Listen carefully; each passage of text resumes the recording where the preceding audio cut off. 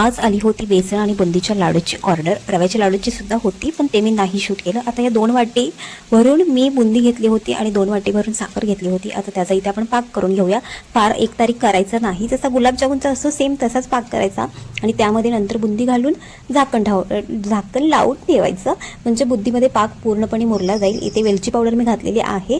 परातीमध्ये बुंदीचं मिश्रण काढून लाडू बांधून घेतलेले आहेत. त्यानंतर इथे बेसन मी आधी कोरडं भाजून घेते, त्यामध्ये थोडंसं तेल आणि डालडा मिक्स करून छान मस्त असं गोल्डन ब्राऊन कलर येऊपर्यंत बेसन भाजून बाजूला ठेवलं होतं.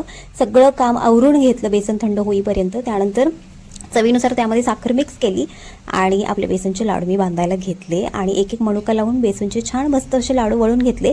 थोडासा लाडू हातामध्ये घोळवायचा, म्हणजे उष्णतेमुळे जो डालडा तेल तूप जे काही घातलं आहे ते बाहेर निघतं आणि लाडूला चकाकी येते. तर आजच्या ह्या रेसिपी इन शॉर्टमध्ये सांगितलेल्या आहेत. फुल व्हिडिओ ऑलरेडी आपल्या चॅनलवरती अपलोडेड आहे, तुम्ही नक्की चेकआउट करा. तर तिन्ही लाडू तुम्हाला कसे वाटले कमेंट करून नक्की सांगा. Okay, bye.